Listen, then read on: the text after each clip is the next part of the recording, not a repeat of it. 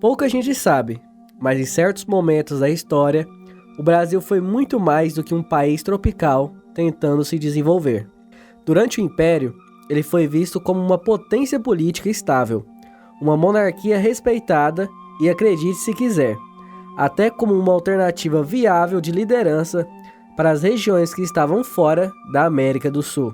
Em pleno século XIX, enquanto o Brasil consolidava sua independência, havia povos em outras partes do mundo que viam nessa nação recém-criada não apenas uma aliada, mas uma possível nova potência. Sim, o Brasil já teve prestígio o suficiente para ser cogitado como farol diplomático, líder dos povos lusófonos e até referência para regiões que não queriam seguir subordinadas a Lisboa. Mas por que essas regiões cogitaram algo tão inusitado? Como um país sul-americano virou, por um breve momento, esperança de estabilidade, liderança e até inspiração para ilhas africanas e portuguesas? A resposta está nos bastidores do Império, na figura de Dom Pedro I, de Dom Pedro II e nas relações profundas entre o Brasil e as possessões coloniais portuguesas espalhadas pelo Atlântico. E, para entender tudo isso, a gente precisa primeiro voltar um pouquinho no tempo, numa época de instabilidade, guerras civis e um trono que parecia estar mais seguro no Rio de Janeiro. Meu nome é Murilo, você está no canal Mirai Geopolítica. Hoje eu tô com a voz um pouquinho danificada, mas vamos entender essa história. Vem comigo.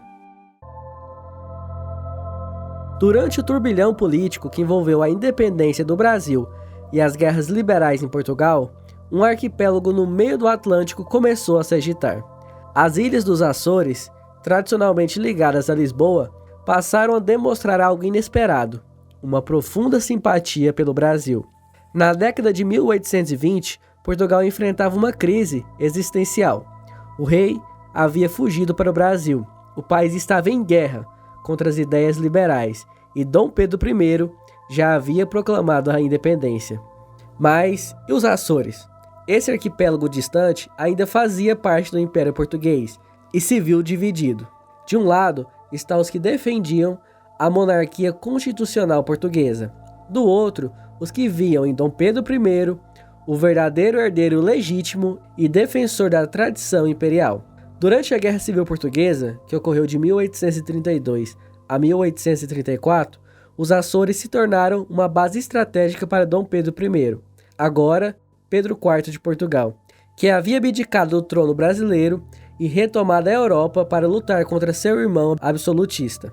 Ou seja, os Açores foram literalmente o quartel-general de um ex-imperador do Brasil, que usava sua experiência e prestígio do outro lado do Atlântico para tentar restaurar a liberdade em Portugal. Mas antes disso, enquanto ainda era imperador do Brasil, Dom Pedro já havia recebido apoio moral e diplomático de setores nas ilhas. A ideia de uma união fraterna com o Brasil circulava entre os intelectuais e comerciantes açorianos, que viam no novo Império Sul-Americano uma monarquia moderna, sem a decadência do absolutismo português. Era mais simbólico do que oficial. Ninguém chegou a redigir um pedido de anexação, mas há registros históricos de manifestações políticas nas ilhas que defendiam a liderança de Dom Pedro como imperador do Brasil sobre todos os territórios da coroa portuguesa. Era o Brasil sendo enxergado como o principal poder para os povos da língua portuguesa. Agora vamos atravessar um pouquinho o Atlântico rumo à costa da África, num arquipélago que ficou conhecido por sua posição estratégica e por ser um ponto de escala no tráfico transatlântico, Cabo Verde. Durante o século XIX, as ilhas eram colônia de Portugal, mas estavam cada vez mais isoladas e negligenciadas pela metrópole. Nesse cenário, surgiu algo curioso: manifestações públicas de apoio à figura de Dom Pedro II, o imperador do Brasil, vistas por muitos como um monarca educado, inteligente e civilizado. E claro, isso em contraste também com os conflitos internos e a instabilidade política que estava ocorrendo em Portugal. Cabo Verde vivia um impasse. Havia fome, pobreza e uma metrópole distante, indiferente. Claro, Lisboa. A população em especial comerciantes e elites locais, passou a discutir a possibilidade de uma nova liderança para o mundo português.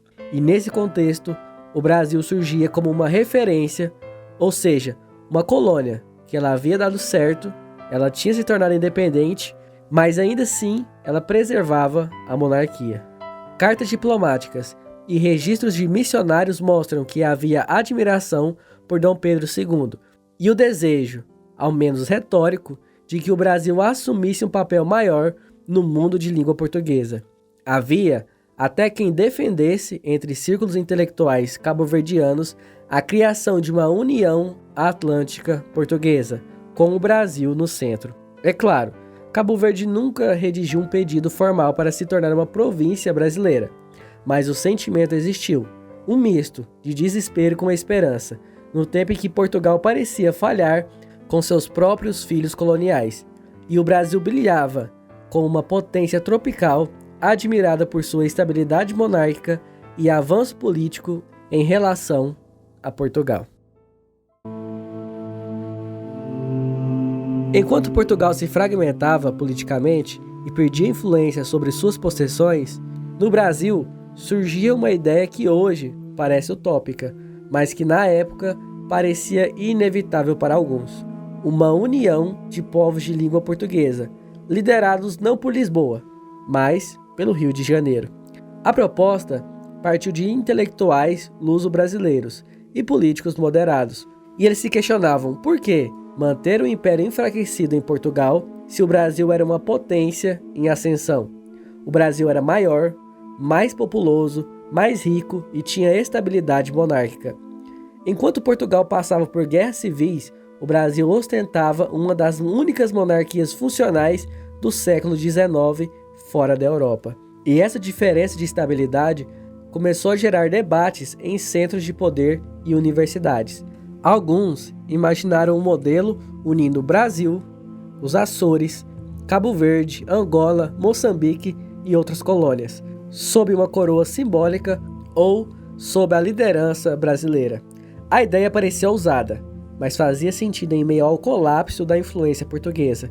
E mais, Dom Pedro II ele era visto com muito respeito, até por diplomatas europeus, sendo convidado para eventos internacionais, aclamado por seus conhecimentos em ciência e tratado como um símbolo de um império tropical civilizado. Em lugares como Angola e Cabo Verde, isso gerava uma pergunta incômoda. Por que seguir ligados a uma metrópole decadente, que era Portugal naquele momento, se o Brasil representa uma nova civilização em crescimento? É claro, havia obstáculos: o racismo europeu, a distância geográfica, o orgulho português e principalmente a neutralidade diplomática do Brasil. Mas as ideias existiram, e em vários momentos do século XIX, a possibilidade de uma comunidade liderada pelo Brasil circulou em jornais, cartas e salões diplomáticos, mesmo que não tenha se tornado política de Estado. Mas ok, se havia simpatia, respeito, até uma certa noção de estabilidade com o Brasil, por que nada disso aconteceu de fato? O que aconteceu? E bom, em resumo, assim como o nosso vídeo anterior, é porque o Brasil ele escolheu não se envolver. Simples assim. O Império Brasileiro, embora poderoso, ele era extremamente conservador em sua diplomacia externa. Dom Pedro II ele acreditava na neutralidade como um valor diplomático. Ele evitava intervir em questões de colônias europeias ou liderar blocos internacionais. Para ele, o Brasil precisava manter boas relações com todas as potências e não desafiar a ordem colonial vigente. Além disso, havia um medo real entre a elite imperial de expandir demais, o que poderia trazer problemas internos, custos militares, dificuldades logísticas e conflitos com potências europeias. A diplomacia brasileira ela preferia acordos, tratados e estabilidade do que aventuras imperialistas. Outra barreira foi o próprio Portugal. Apesar da decadência política, Lisboa nunca cogitou ceder oficialmente qualquer colônia ao Brasil. Mesmo que algumas regiões tivessem simpatia pelo nosso Brasil, para os portugueses isso seria aceitar a humilhação de ver sua ex-colônia se unindo a outros territórios. isso era algo politicamente impensável. Assim, a ideia de um Brasil além da América do Sul ficou restrita a propostas intelectuais, simpatias isoladas e episódios diplomáticos pontuais.